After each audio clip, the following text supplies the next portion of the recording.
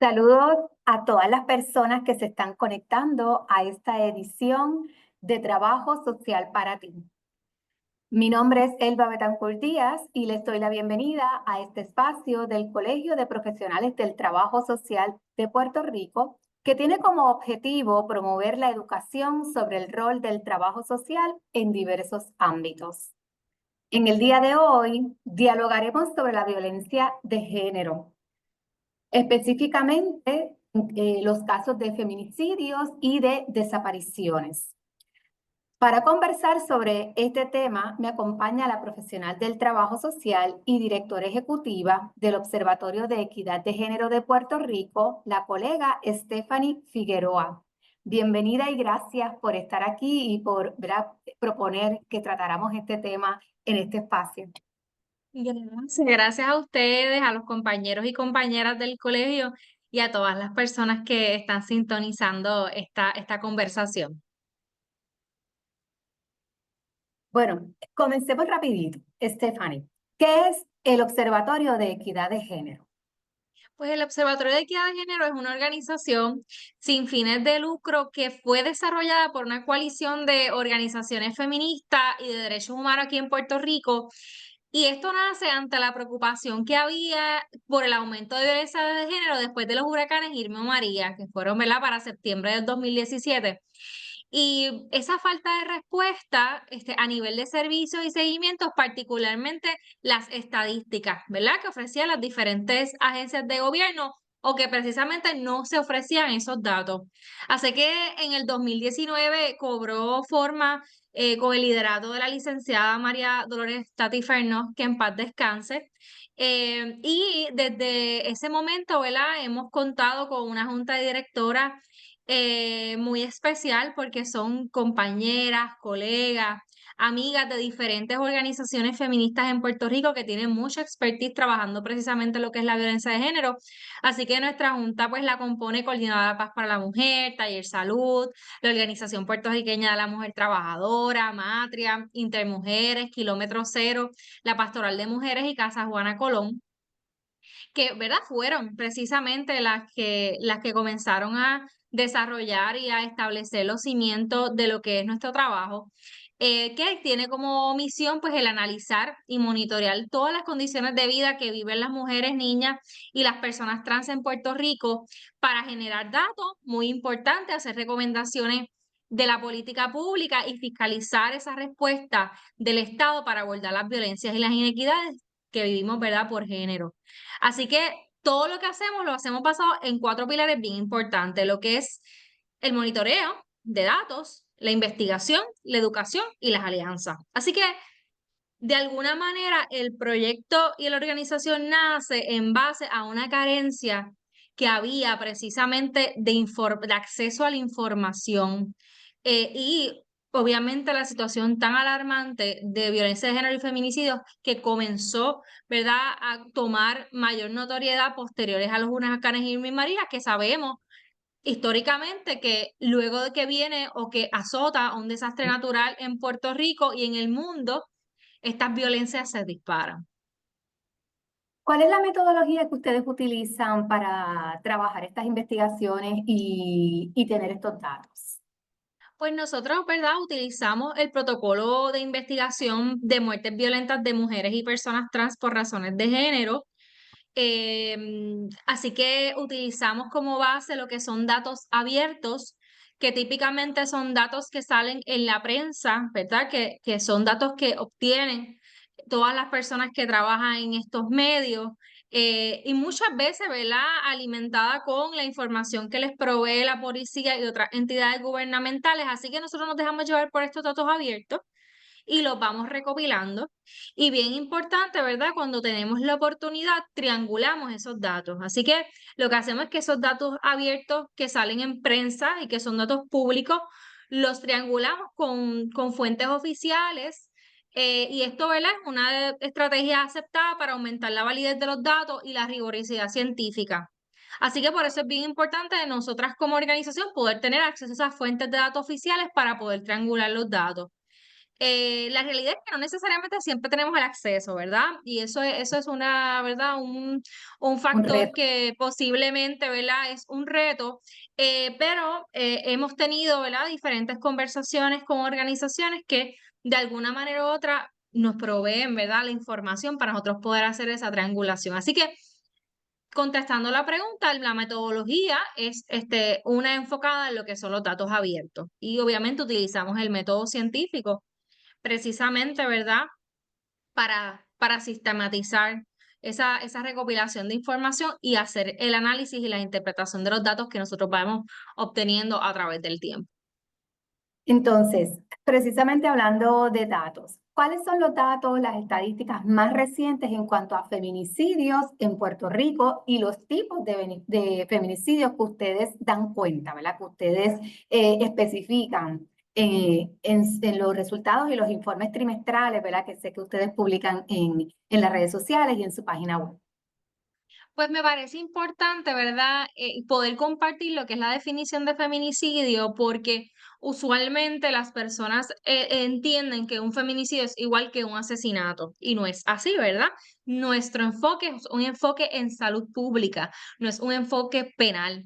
Así que en nuestra definición, precisamente lo que nosotros reconocemos es que un feminicidio es la muerte violenta de mujeres y niñas y personas trans por razón de género, ya sea que tenga lugar en lo que es la unidad doméstica, familiar, o en cualquier otra relación interpersonal en la comunidad, o por parte de cualquier otra persona que no necesariamente haya un vínculo. Y bien importante, ¿verdad? La parte del Estado, ¿verdad? Que a veces el Estado, debido a su falta de acción o omisión, pues tiene responsabilidad sobre esa muerte. Así que nosotros, ¿verdad? Tenemos diferentes categorías, dos grandes categorías y dentro de esas categorías tenemos subcategorías. Tenemos lo que son los feminicidios directos, que usualmente son los que nosotros, ¿verdad? Mayormente escuchamos, ¿verdad? Que esta otra parte cometió, ¿verdad? El acto directamente contra la víctima. Y dentro de estas categorías de directos tenemos subcategorías, lo que son los feminicidios íntimos, que son los feminicidios, ¿verdad? Que se prueba que había alguna relación interpersonal íntima con la otra parte. Tenemos lo que son los transfeminicidios, que son ¿verdad? Los crímenes que se cometen contra personas trans. La categoría bajo investigación, que más adelante voy a dar un poquito más detalles sobre eso. Los feminicidios familiares, que son los que se dan dentro del contexto familiar, por ejemplo, un hijo mata a su madre, un sujeto mata a su hermana, ¿verdad? Eh, un papá que mata a su hija, que lamentablemente este año hemos visto casos donde lamentablemente infantes han fallecido precisamente con esta modalidad. Y tenemos los feminicidios no íntimos, que son feminicidios que son cometidos por personas que no tenían ningún tipo de vínculo ni relación interpersonal con esa persona, ¿verdad? Esas son las categorías de lo que nosotros le llamamos feminicidios directos. Y también el observatorio, ¿verdad? Y que me gusta que tenga este espacio para poder explicarlo, porque no necesariamente hemos tenido la oportunidad para poder hacerlo continuamente como quisiéramos, mayormente, ¿verdad? Con nuestros compañeros trabajadores sociales. Precisamente recogemos lo que son los feminicidios indirectos, que se refiere a la muerte de una mujer como resultado de condiciones y situaciones que, aunque no sean directamente un asesinato, están vinculadas a la violencia de género. Y ahí nosotros recogemos, por ejemplo, las mujeres que mueren y que son asesinadas debido a el crimen organizado, ¿verdad? Que estaban relacionadas directa o indirectamente con estos ambientes. Y también mujeres que mueren por sobredosis, ¿verdad? Nos pueden hacer la pregunta, ¿y por qué ustedes recogen, por ejemplo, las muertes por sobredosis? Porque las mujeres que, ¿verdad? Utilizan sustancias controladas se encuentran en un estado de vulnerabilidad mayor, ¿verdad? Que no necesariamente tienen los hombres. Y aunque no hay un culpable directo de esa muerte, el Estado pudo haber tomado acciones, diferentes acciones para prevenir su muerte y no se hizo. Así que reconocemos precisamente estas muertes porque no necesariamente las reconocemos dentro de lo que es el contexto de violencia de género. Nosotras y, ¿verdad? Nosotros y nosotras que nos sintonizan, a lo mejor hemos trabajado con sobrevivientes de violencia de género o hemos trabajado con mujeres que están en el uso activo de sustancias controladas y sabemos que en muchos de estos casos, detrás de esa utilización de sustancias controladas, hay unos traumas previos que están muy íntimamente relacionados a lo que es la violencia, violencia de maltrato a menores, violencia de género. Muchas veces estas mujeres comienzan el uso de sustancias porque su pareja, ¿verdad?, las introduce en ese mundo precisamente porque hay hay un nivel hay un nivel menor de conciencia cuando una mujer está utilizando sustancias, o sea que esta otra parte Ujú, pudiera tomar ventaja de esto, ¿verdad? Y pudiera tener dinámicas de poder y control mucho más severas. También, ¿verdad? Reconocemos que, por ejemplo, las mujeres están más propensas a morir de una sobredosis porque consumen sola, precisamente para evitar otros contextos de violencia que se dan dentro de ese ambiente. Así que dentro de los que son nuestras categorías, por eso no, ¿verdad? Estamos muy interesadas en lo que es visibilizar estas muertes, porque de alguna manera esto nos va a permitir a que el Estado pueda tomar medidas asertivas para prevenir estas muertes que, aunque no necesariamente son muertes directamente ocasionadas, ¿verdad? Por, en este caso, ¿verdad? Parte del Estado, pero sí el Estado tuvo parte porque no hizo el trabajo de prevención para prevenir que ¿verdad? Esa muerte sucediera de esa manera. ujú, ¿Cómo, ¿verdad? ¿Cómo van los datos este año? Pues lamentablemente nosotros tenemos que decir que las estadísticas de feminicidios ven un aumento, lamentablemente. El año pasado nosotros finalizamos con 72 feminicidios y este año, en lo que va de año, ¿verdad? No hemos finalizado noviembre, esa cifra ha aumentado a 80 feminicidios que hemos identificado. 70 de ellos de manera directa y 10 feminicidios indirectos. Lo que es, ¿verdad? Lo que es esos feminicidios directos, hemos identificado 20 feminicidios íntimos, un transfeminicidio, 5 familiares, 3 no íntimos y 41 que están bajo investigación, y de esos 41 hay 16 feminicidios que se dieron en contextos de mucha violencia.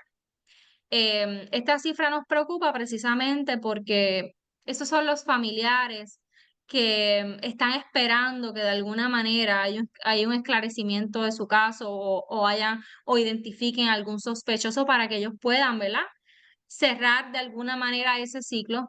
Sin embargo, son familias que están sumamente traumadas, obviamente por el asunto de violencia que sobrevive en ellos, pero a su vez están angustiadas porque no sabe, ¿verdad?, qué fue lo que pasó con ese ser que aman.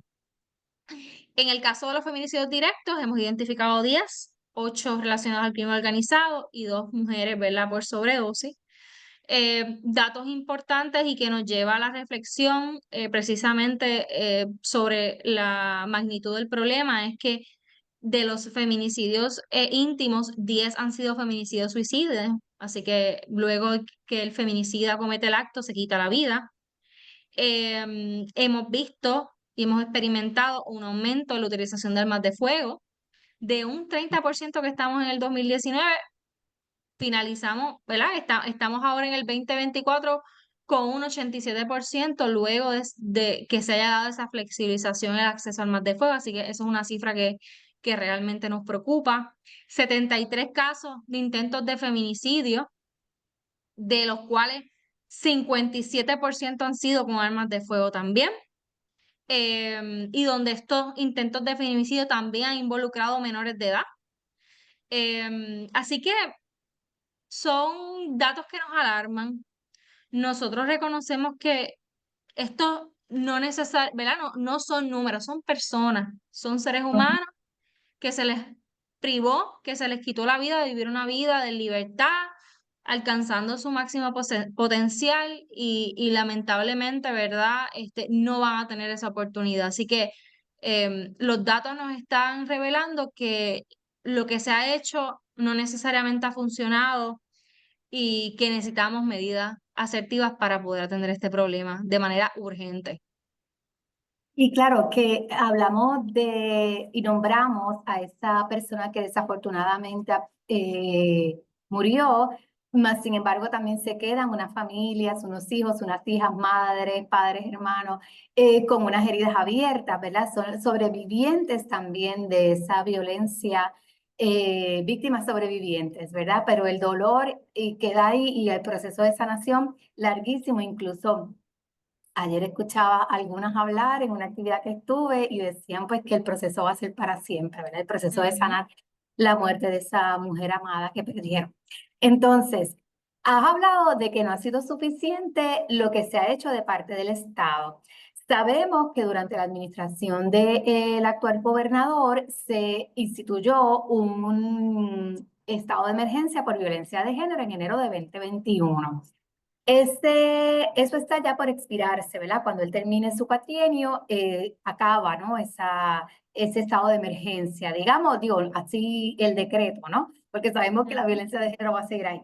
Eh, y ¿Cuáles serían entonces las recomendaciones? Ustedes que están trabajando con todos estos datos, con toda esta temática y este fenómeno social, ¿cuáles serían recomendaciones concretas que se podrían ofrecer para continuar trabajando y abordando la situación de manera asertiva y que estas cifras puedan erradicarse, ¿verdad? Que no nos falte ninguna, que no nos falte ninguna mujer. Pues bien importante, hay que evaluar y realizar un proceso de rendición de cuentas de lo que fue el establecimiento de estado de emergencia. Yo creo que en sus orígenes, ¿verdad? Muchas organizaciones, muchos grupos feministas trabajaron horas y horas y horas en mesas de trabajo en donde se desarrollaron planes de trabajo concretos para atender esta problemática de manera, de múltiples maneras, ¿verdad? Ujú, Y lamentablemente la ejecución faltó, ¿verdad? Faltó que se implementaran todas esas recomendaciones que dieron estas organizaciones y grupos feministas trabajando, ¿verdad? A la mesa junto con el Estado. Así que lo primero que hay que hacer es evaluar, ¿verdad? Y que nos rindan cuentas referentes a qué fue lo que sucedió, cómo se implementaron esos planes de trabajo, si es que se implementó algo. ¿Qué pasó, verdad, con esa asignación de fondos a las organizaciones? ¿Cuál es el plan a largo plazo, verdad? Porque ujú. sabemos que estos trabajos son del gobierno, ¿verdad? Que está de pasada, pero el gobierno entrante, ¿cuál ha sido la transición para que esto pueda ser evaluado? Si de alguna manera, o sea, lo importante, nosotros, ¿verdad? Y nosotras eh, destacamos que hay que pasar un proceso de evaluación de lo que se hizo, de lo que faltó por hacer, de lo que funcionó y de lo que no. Bien importante, ¿verdad? Para trabajar en la situación de violencia de género, es importante destacar mayores fondos a las organizaciones de servicio, a los albergues y a las organizaciones, ¿verdad?, que trabajan con el área de investigación, precisamente porque no dan abastos. Estas organizaciones y albergues trabajan día a día con muchas situaciones. Porque sabemos, ¿verdad?, que las heridas y que las causas, lo que causa un patrón de violencia de género en la vida de una mujer, eh, son que requieren, ¿verdad?, de alguna manera un enfoque interdisciplinario. Sabemos que los servicios interdisciplinarios son costosos, más aún, por ejemplo, los albergues con esos gastos operacionales, porque es una operación de 24 horas, 7 días a la semana. Así que, en efecto, ¿verdad? Hay que remirar esas asignaciones de fondos a estas organizaciones, porque precisamente las organizaciones están trabajando el problema que no puede atender el Estado. Y aún más, ¿verdad? Que tenemos una visión, estamos un poco preocupadas por esa visión que tiene el gobierno federal precisamente de recortar fondos, ¿verdad? Así que si eso sucediera, pues el Estado tiene que asumir mayores responsabilidades en términos, ¿verdad?, de asignaciones con las organizaciones que precisamente trabajan esta situación en Puerto Rico. Bien importante, ¿verdad? Yo creo que lo que lo que no se ha trabajado es un esfuerzo concertado de país para trabajar la prevención en las diferentes etapas de desarrollo, ¿verdad? Desde los niños y niñas de Puerto Rico hasta las personas adultas. Eh, no hemos visto un esfuerzo de país, hemos visto muchos pequeños esfuerzos, pero la realidad es que si queremos trabajar con la raíz de la violencia de género, tenemos que trabajar con la educación, ¿verdad? Y lo hemos hablado en múltiples ocasiones en el caso de los niños y niñas y jóvenes del país, esa educación con perspectiva de género en las escuelas, ¿verdad? Esto es un tema que se ha discutido en múltiples ocasiones precisamente porque reconocemos que no todos los niños y niñas nacen en contextos saludables. Tenemos niños y niñas que se desarrollan en contextos de violencia, que normalizan las relaciones de pareja violentas precisamente porque es lo que ven en la casa, que son niños y niñas que muy probablemente en su vida repliquen estos comportamientos de una forma o de otra. Así que hay que trabajar con los niños y niñas desde estas edades en tempranas, iniciar esas conversaciones sobre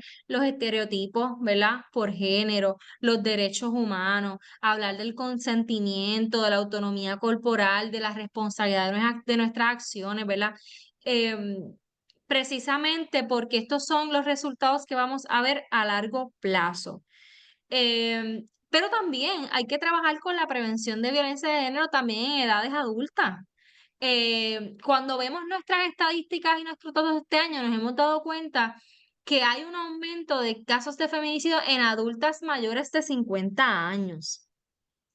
Así que sabemos que el abordaje en prevención en esta etapa de desarrollo va a ser diferente que probablemente es con los niños, ¿verdad? Ya una adulta mayor tienes otras necesidades, hay otras razones por las cuales se mantiene en el ciclo de violencia de género porque tiene menos recursos, porque ha sobrevivido esa violencia muchos años, porque no quiere involucrar a sus hijos, porque no quiere hacer público el asunto de violencia de género. Así que el abordaje de prevención tiene que ser un abordaje integral que responda a todas las etapas de desarrollo.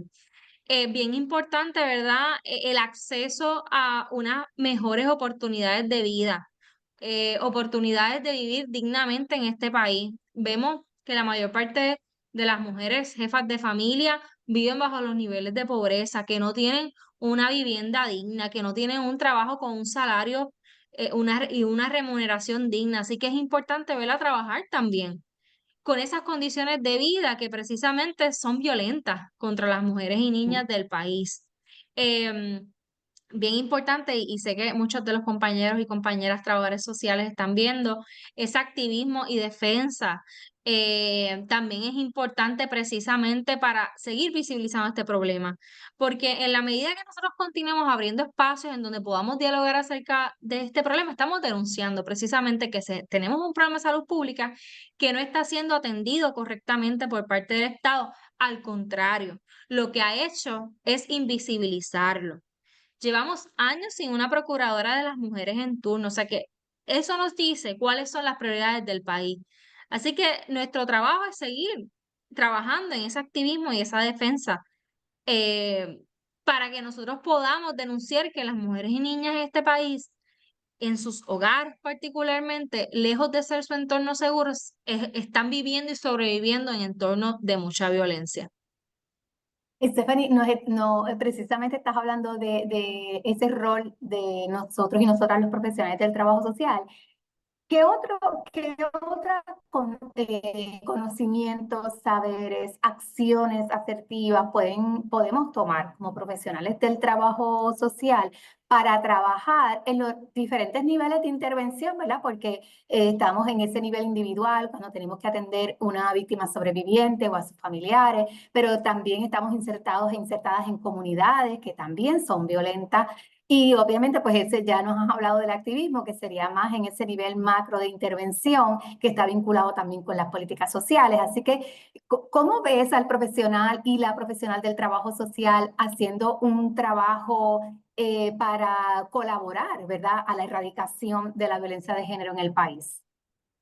Pues yo que he tenido también la oportunidad de estar en otros espacios, tengo que reconocer que el trabajo y las aportaciones de los trabajadores y las trabajadoras sociales en este país es fundamental, precisamente porque son son la primera cara que en muchas Ujú. ocasiones ve una víctima o una sobreviviente de violencia de género. Así que yo entiendo, ¿verdad? Desde mi experiencia, que los trabajadores sociales ofrecen esa intervención integral que abarca desde lo que es la prevención, lo que es el proceso de sanación, ese proceso de apoyo a las víctimas, pero ese acompañamiento, ¿verdad? Que es tan importante en ese proceso de esa víctima o sobreviviente poder sanar esas heridas ocasionadas por los eventos de violencia que han sufrido. Así que dentro de esas intervenciones bien importantes, los trabajadores sociales son las personas que evalúan ese riesgo, son las personas que desarrollan esos planes de seguridad, planes de escape, los que conectan a esa víctima con otros recursos también necesarios para que puedan ser protegidas, pero también que puedan garantizar servicios básicos. Así que esa intervención integral por parte de los trabajadores sociales para mí es esencial. También el apoyo psicosocial que ofrecen, ¿verdad? Definitivamente las estrategias y los marcos teóricos que utilizan nuestros y nuestras compañeras y compañeros de trabajo social para superar el trauma en estas víctimas y sobrevivientes y sus familias es bien importante. Y este apoyo reconocemos que es esencial para esa recuperación a largo plazo. Así que ese ente psicosocial que en muchas ocasiones ejerce él o la trabajadora social en estos espacios es vital, ¿verdad? Yo las escucho muchas veces a las sobrevivientes decir, mira, yo le agradezco tanto al trabajador social o a la trabajadora social porque me ayudó a esto, me ayudó a lo otro. eh, que la realidad es que uno se da cuenta de la importancia que tiene una intervención asertiva, una intervención enfocada precisamente, ¿verdad?, en lo que es el trauma y sobre todo una intervención sensible que ofrece nuestra profesión. También, bien importante lo que es la parte de prevención. Y es una prevención dirigida a la educación, pero también a la sensibilización de la comunidad sobre los temas de violencia de género, promoviendo lo que es la equidad de género y la prevención de conductas violentas. Así que todavía en este país, ¿verdad? El llamado es a que continuemos trabajando con eso porque todavía vemos espacios que no necesariamente son sensibles Ujú. ante una situación de violencia. Así que es importante y es fundamental que y nuestras compañeras de trabajo social se inserten precisamente en estos trabajos. Y también, obviamente, el trabajo interdisciplinario que nos toca hacer todos los días de los espacios que ofrecemos nuestros servicios, precisamente porque reconocemos que necesitamos un equipo para poder atender a una sobreviviente. Y por último, y lo mencionaste, lo que es la defensa y el desarrollo y la inserción de políticas públicas en el país, ¿verdad? Que vayan dirigidas a lo que es la defensa de los derechos humanos y políticas públicas que aborden la violencia de género de manera efectiva. A veces yo escucho a estudiantes de trabajo social que ve la política pública como bien lejana, como que, no, Ajá.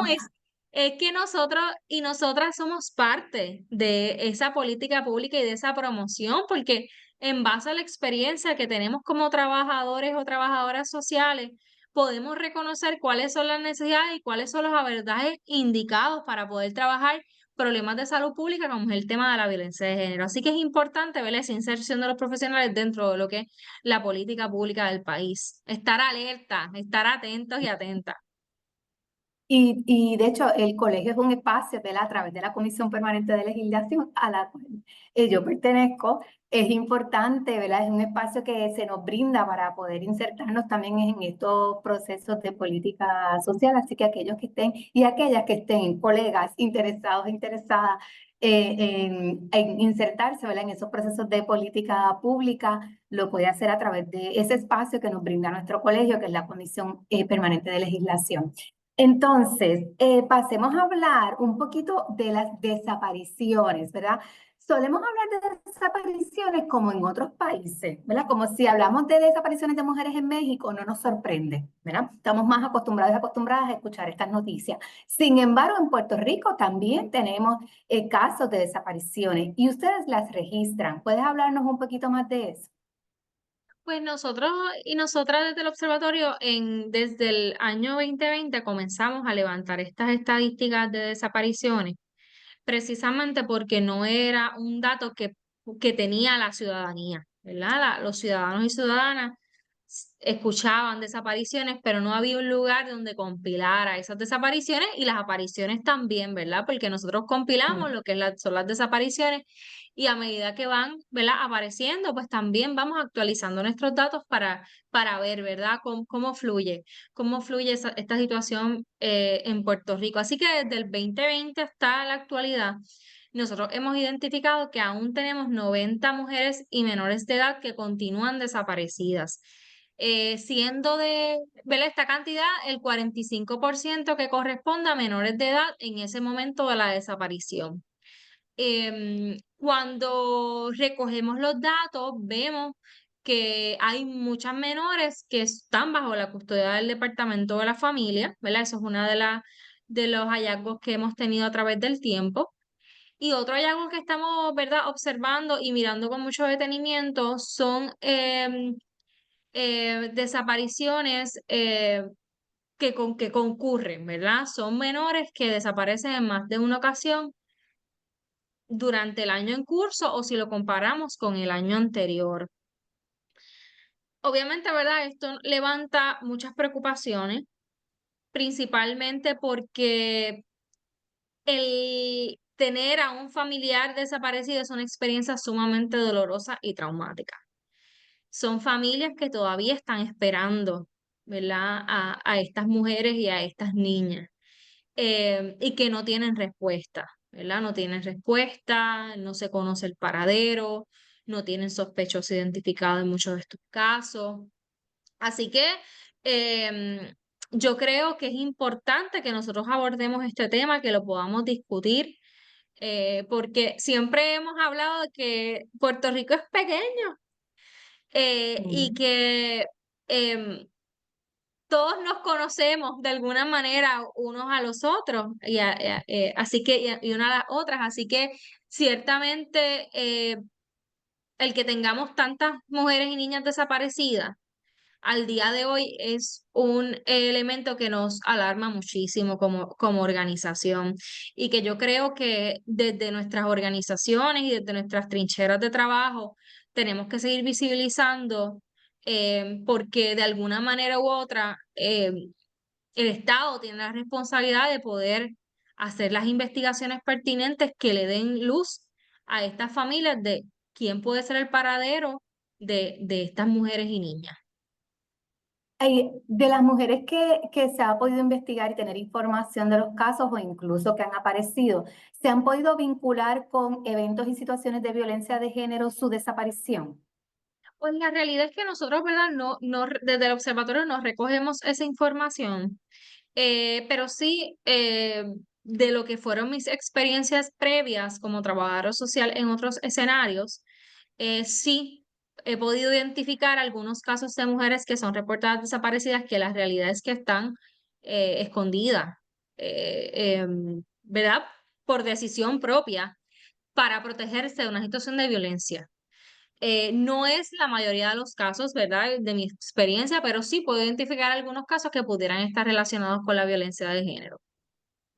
¿Cómo existen recomendaciones específicas para trabajar con este asunto de las desapariciones?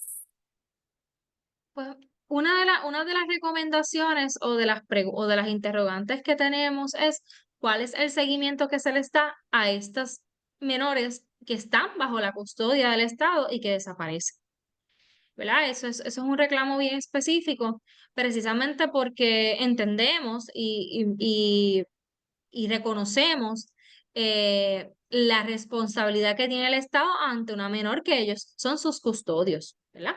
O custodias. Así que en ese sentido, lo que realmente pedimos y lo que exigimos es una respuesta por parte del Estado precisamente sobre todas estas mujeres y niñas y con una mayor particularidad con niñas que están bajo la custodia y bajo los cuidados del Estado. Bien importante, yo creo que algo que nos mencionan las familias de personas desaparecidas es la falta de información que ellos tienen referente a la investigación, ¿verdad? Conocemos muchas familias que inclusive contratan em, investigadores Investigadores. privados porque el Estado no necesariamente en su, ¿verdad? En su función de garantizar la seguridad y protección de las niñas y mujeres del país, le da acceso a información bien importante a estas familias. Así que yo no creo que el país tenga el andamiaje adecuado para abordar las desapariciones de las mujeres y niñas de manera efectiva. Y eso lo vemos cuando todavía al sol de hoy tenemos mujeres desaparecidas de años atrás. Así que el llamado es precisamente a que se puedan visibilizar estos datos y que el gobierno rinda cuentas de cuáles son sus planes de trabajo precisamente para esclarecer o para dar con el paradero de estas mujeres y niñas.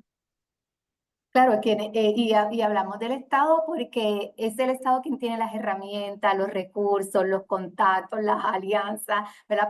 Para poder hacer esto, la familia es bien difícil que puedan hacer esto, no se pueden tirar a la calle a buscar por dónde empiezo, cómo lo hago, dañaré la investigación si intervengo, ¿verdad? Hay mucha, ¿verdad? El llamado es al Estado. Por eso, porque le corresponde, porque son quienes tienen los recursos humanos, de dinero, de conocimiento de cómo se hacen este tipo de investigaciones y con colaboraciones más allá de Puerto Rico, porque si la persona está fuera de Puerto Rico, ¿verdad? Hay que hacer unas conexiones que una sola, ¿verdad?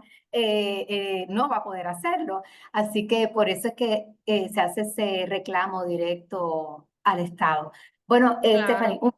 sí, un poco cerrando porque se nos va agotando el tiempo. Pero quería saber si tenías algunas palabras finales, algún cierre que quisieras dejarle a las personas que están conectadas con nosotras. Y en el contexto de la campaña de los 16 días de activismo, ¿verdad? Que empezó ayer 25 de noviembre y termina el 10 de diciembre. Así que, ¿con qué palabras nos puedes dejar, Stephanie? Pues bien importante, ¿verdad? Ese llamado a nosotros y nosotras, los trabajadores y trabajadoras sociales, em, en cuanto a nuestro rol precisamente para atender y abordar el tema de la violencia de género y de la ciudadanía en general. Así que em, el llamado es a indignarnos, ¿verdad? Ya que esta situación de violencia de género, particularmente los feminicidios, nos debe doler profundamente porque esto es un crimen sumamente devastador. Cada vida que perdemos a causa de la violencia de género es una tragedia y es una falla clara del Estado en relación a su rol, como bien mencionabas, de proteger a las mujeres y niñas contra la violencia. También el asunto de la violencia en el país nos debe cuestionar sobre estas estructuras que realmente siguen perpetuando la violencia para que nosotros busquemos acciones contundentes que vayan encaminadas precisamente a buscar soluciones que protejan a las mujeres y niñas, como bien hemos hecho desde las organizaciones que trabajamos durante muchísimos años. Así que definitivamente que el aumento de feminicidios y otras formas de violencia de género exige una respuesta contundente y sobre todo coordinada por parte de el Estado y es imperativo, ¿verdad?, que el gobierno adopte medidas positivas para prevenir y para proteger a las mujeres de la violencia.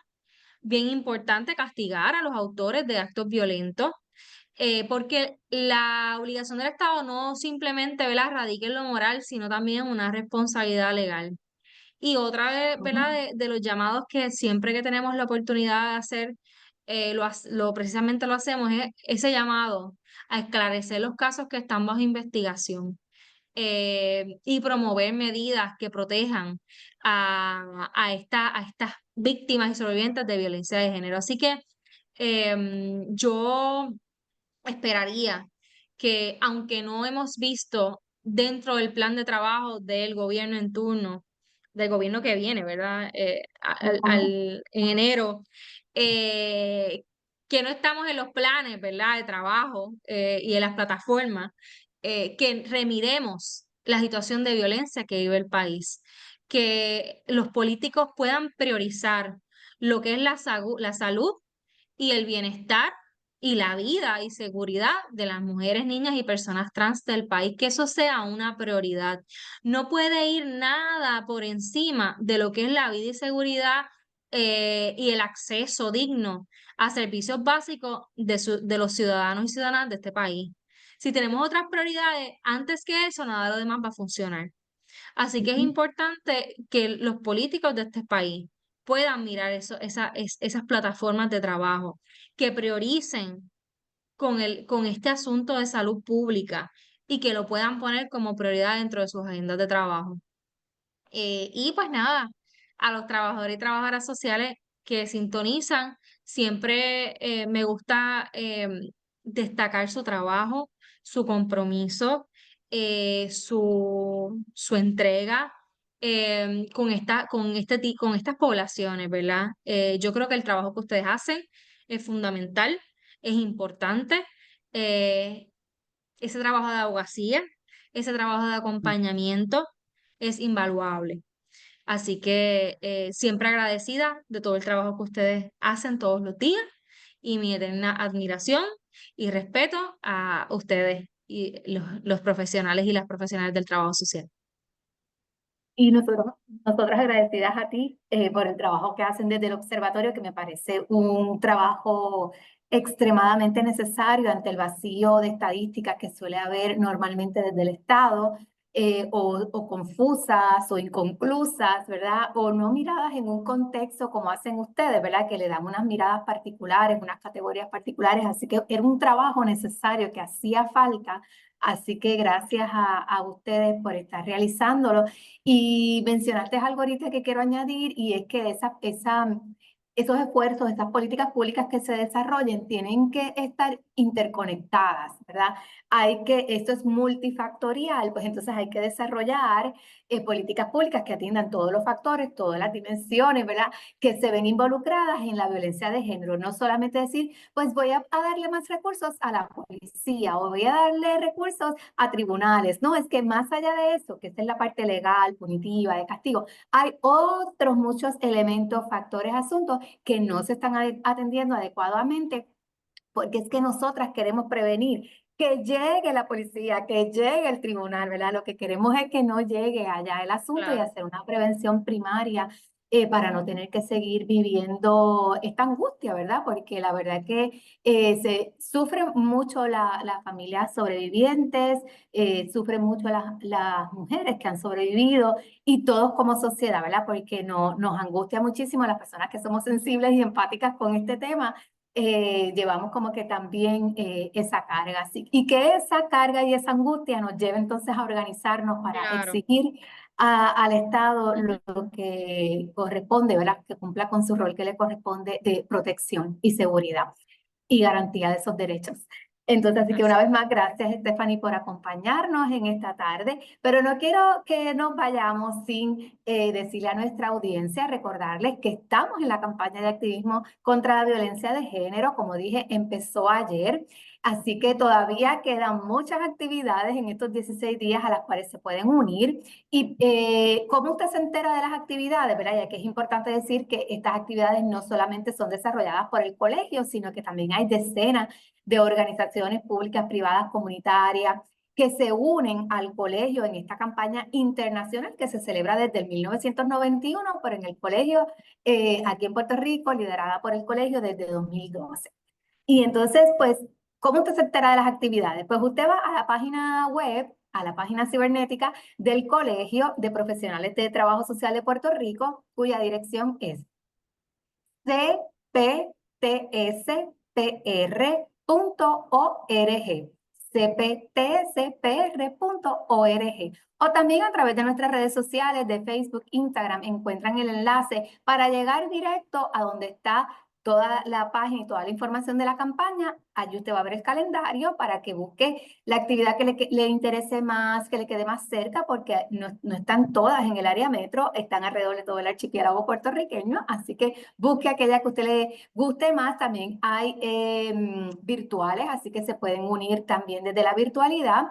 Y si usted no puede salir a esas actividades, no puede llegar, bueno, pues entonces sepa que en esa misma página usted va a encontrar la guía socioeducativa sobre la campaña de activismo, que tiene textos educativos para cada uno de los días y también tiene actividades que usted puede desarrollar de manera individual o con su familia, con sus vecinos, vecinas, con las personas que usted se organiza en su iglesia, por ejemplo, ¿verdad? Donde quiera que usted se mueva, usted lleva la guía y mire, ese día ustedes se sientan, leen ese texto y realizan alguna de las actividades. Y así usted está formando parte de la campaña y de este esfuerzo para continuar educando, creando conciencia y abogando para que algún día no tengamos que hablar de este tema en Puerto Rico, ¿verdad? Que quede erradicada toda forma de violencia hacia las mujeres. Y aquellos que nos digan, eso es imposible, eso es una utopía, bueno, pues nos movemos hacia allá, ¿verdad?